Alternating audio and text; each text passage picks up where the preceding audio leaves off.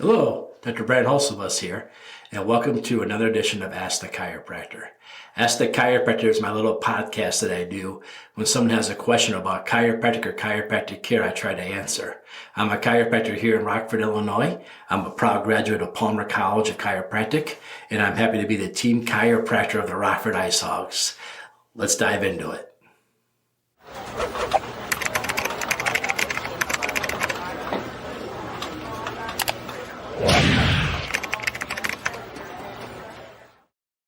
Hello, and welcome to another edition of Ask the Chiropractor. Thanks for joining us.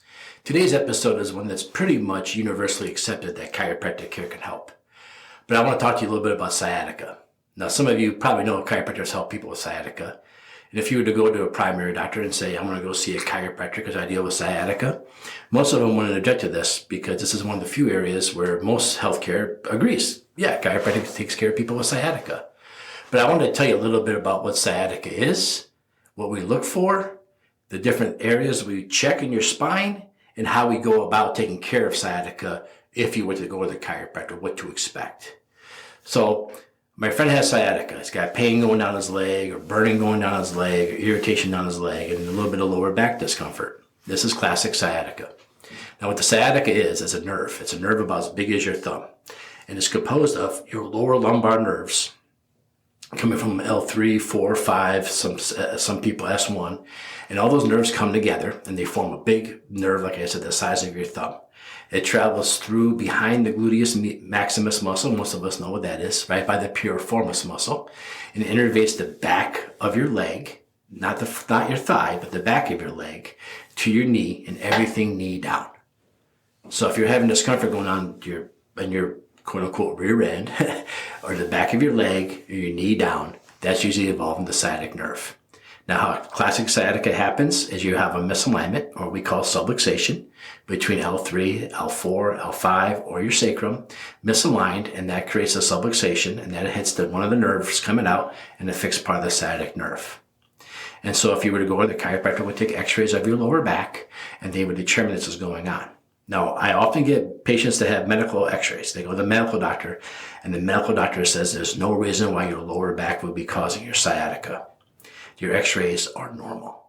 I'll look at those x-rays, and I won't see any tumors, I won't see any fractures, maybe I won't see any degenerative changes or arthritis, but I will see the spine's misaligned, and that's what we call subluxation. Now, chiropractors and radiologists that are medical doctors look at x-rays the same when we look for fractures and tumors and arthritis and degeneration. We all do that the same. But what chiropractors are uniquely trained to do, where most radiologists are not, is actually look at your alignment. They do not train to look at your alignment, so they will not see that misalignment in there. So if you go to a medical doctor and they tell you, hey, I had x-rays taken of my back, and they say my back is normal, let your chiropractor see the films, not the report. They give you a report that tells you what's going on. We don't really care about that report. We actually want to see the films, because we'll look at that like a radiologist would. We'll do the same thing. We take lots and lots of radiology classes at chiropractic school. We are our own radiologists. So we'll look at our own x-rays and we'll do our own analysis for those bad things.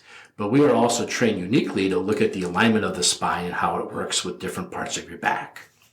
So I keep talking about classic sciatica would be the L3, L4, L5. But there's other ways you can have sciatic nerve irritation. And those are the things that we get a lot, that goes missed a lot in the medical community. Now, another way people get sciatica is when they have tortopelvis.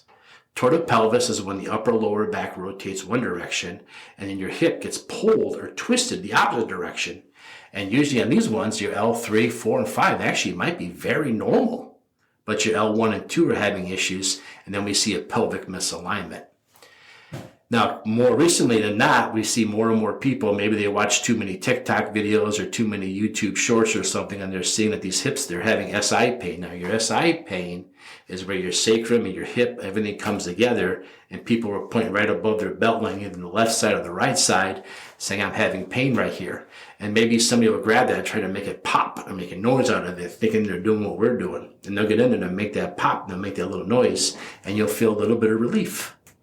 Very temporarily. Then you'll start to notice it's getting worse and worse. The reason this happens is because your L1 and L2 are out, and there's a hip flexor muscle that attaches to your hips, right? And when your L1 and L2 misaligns and that hip flexor gets tight, it pulls and rotates your pelvis. Now, your pelvis really isn't the issue.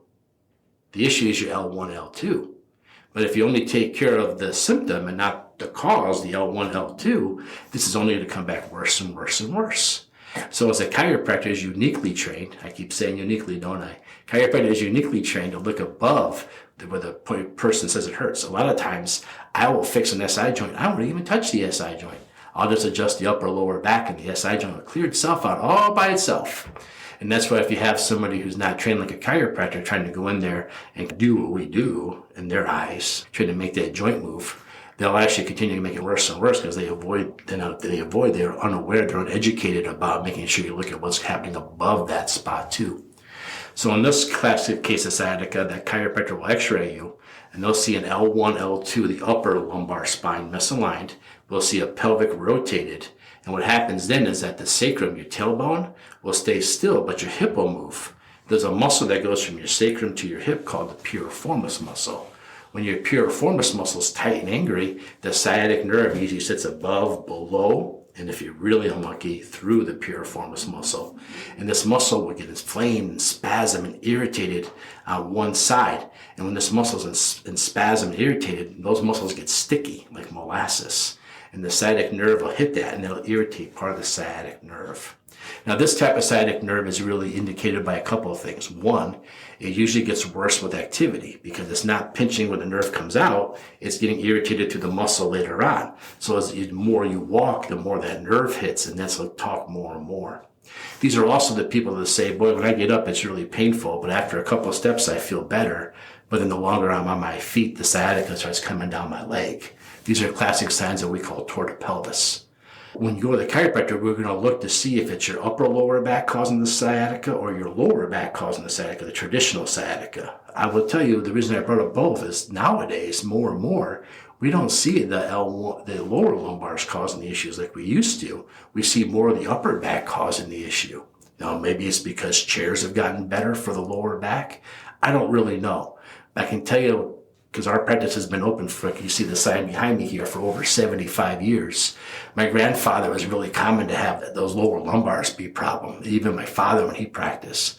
But I'll tell you today there's been a change where it's more your upper lower back. Now sometimes when it's your upper lower back, people also complain about groin pain. That's your hip flexor muscle. That's the hip flexor I talked about. That'll show up on the front side. And so you might say, boy, it hurts on my right side rear end and my left groin. That's classic signs of tortipelvis. And again, we adjust this, we clear this up. Now, how does your chiropractor know to do this? Again, your medical doctor has no idea. They don't have the training we have, I should say, to look at your lumbar spine x-rays and determine if it's this one or if it's either of them. They don't really know. If they don't have what they call degenerative disc disease at one of those areas, they pretty much say it's probably not the back. But as chiropractors, we look at the alignment again. When you go to the chiropractor, they'll look at your x-rays, they'll do an exam. You'll probably lay face down, have your knees bent a bunch of different ways, and try to see what's going on with your pelvis rotation. Then the chiropractor will make an adjustment. Now, in our office, we'll make that adjustment, we'll have you come back. Now, when you return to the office, then we'll see how you responded to the care, because everyone's going to be different. Then based on how you respond, we'll give you a care plan. We're going to say this many adjustments for this long. We might introduce a massage along the way. We might introduce stretching exercise along the way, or all of the above, or none of the above. It all depends on your case. But we'll give you a realistic outcome what it takes. Now, to make this area stronger and make it better, eventually we want to strengthen the stabilization muscles. Those are the muscles around your spine. In today's literature, there's coming up with a fourth type of muscle group. We always had skeletal muscle. We've always had cardiac muscle, smooth muscle, but nowadays they're saying they're stabilization muscles. Those are the ones around your spine. So we'll have to come up with a way to make your stabilization muscles stronger. So it's harder and harder for you to knock your lower back out. So that's what you'd expect to see at a chiropractor. The chiropractor should be able to point at the L1, L2 and show you the pelvic rotation that goes with it, or point at the L3, 4, 5 that's causing the rotation, causing the classic sciatica. From there, you would be able to start your care plan. And again, if your medical doctor takes x-rays of you, take those films with you to the chiropractor. Let the chiropractor have an opinion on them too.